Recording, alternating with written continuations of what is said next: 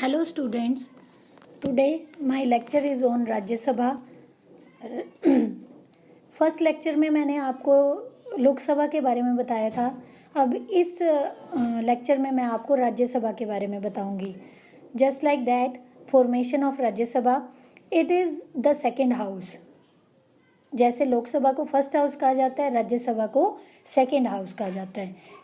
It is also known as upper house. इसको upper house के नाम से भी जाना जाता है।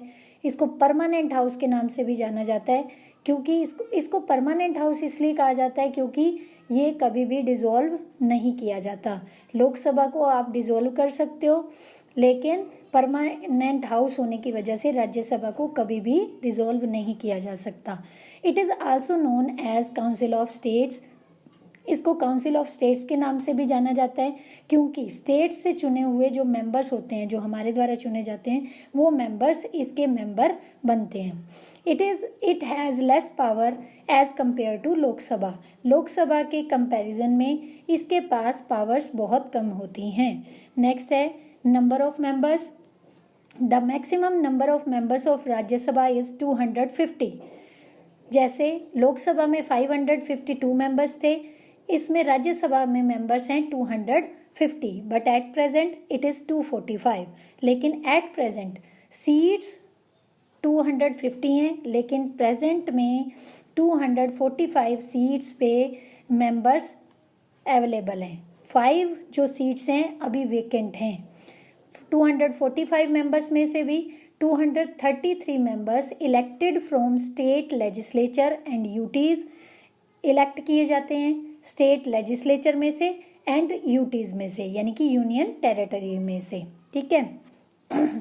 12 मेंबर नॉमिनेटेड बाय प्रेसिडेंट। ये आपको मैंने पिछले लेक्चर में भी ये बताया था कि वहाँ पे लोकसभा में 2 मेंबर्स नॉमिनेट किए जाते हैं एंग्लो इंडियन कम्युनिटी से, और यहाँ पे राज्यसभा में 12 मेंबर नॉमिनेटेड बाय प्रेसिडेंट, जो कि डिफरेंट फील्ड से होते हैं, like art, literature, science, social science, sports, इन कैटेगरी से होते हैं।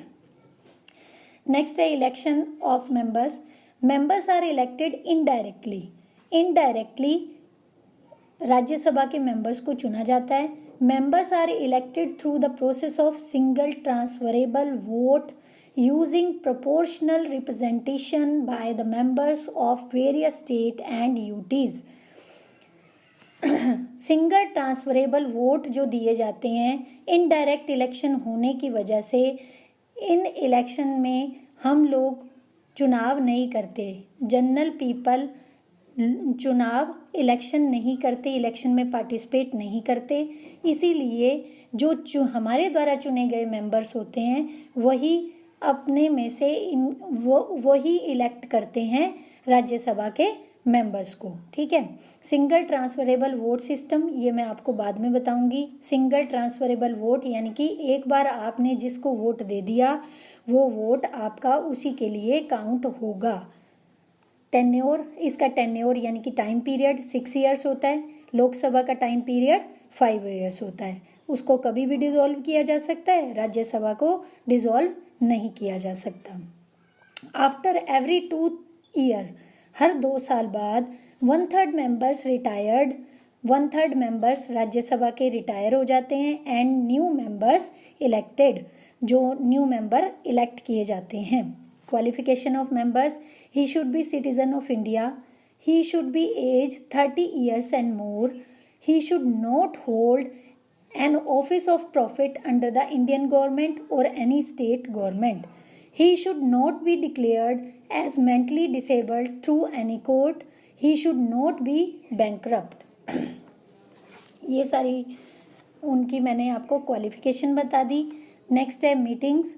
मीटिंग्स का मतलब जो सेशन चलाए जाते हैं, काम कैसे होता है लोकसभा और राज्यसभा के अंदर। मेंबर्स जो चुन लिए हमने, अब काम कैसे करेगी।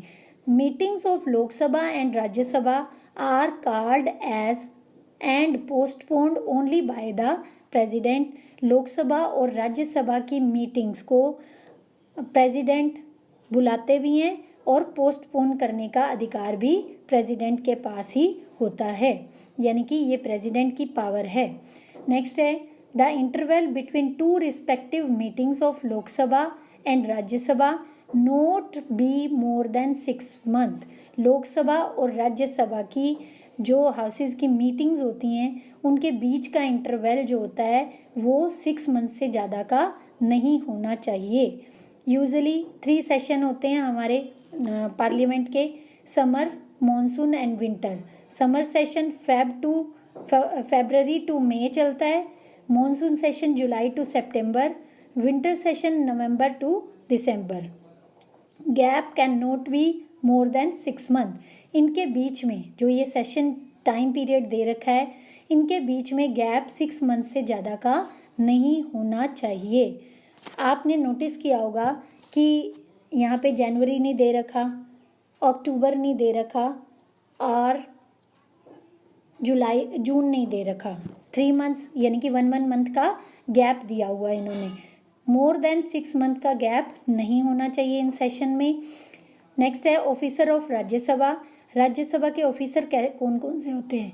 लोकसभा में जो आपको ऑफिसर मैंने बताए थे, speaker and deputy speaker, just like that Rajya Sabha में भी 2 ऑफिसर अपॉइंट किए जाते हैं। फर्स्ट है चेयरमैन और दूसरा वाइस चेयरमैन। चेयरमैन जो कि वाइस प्रेसिडेंट ही ऑलवेज चेयरमैन होते हैं। Vice president of India is the ex officio chairman of Rajya Sabha. अपने आप चयनित सदस्य जो वाइस प्रेसिडेंट इंडिया का बनेगा, कंट्री का बनेगा, वो अपने आप ही राज्यसभा का चेयरमैन अपॉइंट मान लिया जाता है। He preside over meeting of Rajya Sabha.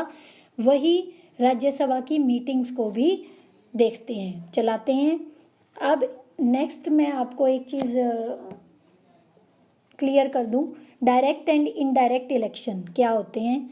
Direct election जो होते हैं, जो जनता सीधा चुनती है, लोकसभा के चुनाव हो गए, लेजिस्लेटिव असेंबली के चुनाव हो गए, या लोकल बॉडीज़। यहाँ पे आपके पास जो नोट्स आए हैं उसमें लोकल लिखा हुआ है, लोकल है वो, LOCAL, लोकल बॉडीज़।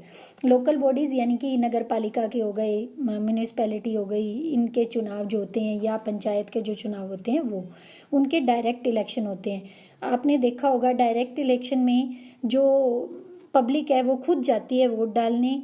वहाँ पे बैलेट बॉक्स होता है, बैलेट बॉक्स के द्वारा बैलेट बॉक्स नहीं, EVM मशीन का यूज़ होता है, EVM मशीन के द्वारा जो पब्लिक है वो अपना वोट देती है और वो वोट उनका वहाँ पे सिक्योर होता है और जीतने वाला मेंबर आगे चुन लिया जाता है। This is direct election. और इनडायरेक्ट इलेक्शन जिसमें पब्लिक इनडायरेक्टली पार्टिसिपेट करती है, यानी डायरेक्टली पार्टिसिपेट नहीं करती। वो किस किस के लिए होते हैं इनडायरेक्ट इलेक्शन? एक तो राज्यसभा के लिए, चुने हुए मेंबर हमने भेज दिए चुन के, पब्लिक ने डायरेक्टली चुना और वो लोग आगे पार्लियामेंट पहुंच गए। अब उन पार्लियामेंट मेंबर जो चुने हुए मेंबर हैं वो अपने में से ही राज्यसभा के सदस्यों का चुनाव करते हैं। और प्रेसिडेंट का इलेक्शन भी इसी तरीके से होता है, वाइस प्रेसिडेंट का इलेक्शन भी इसी तरीके से होता है एंड लेजिस्लेटिव काउंसिल का भी इलेक्शन इसी तरीके से इनडायरेक्ट इलेक्शन के साथ होता है। Thank you student.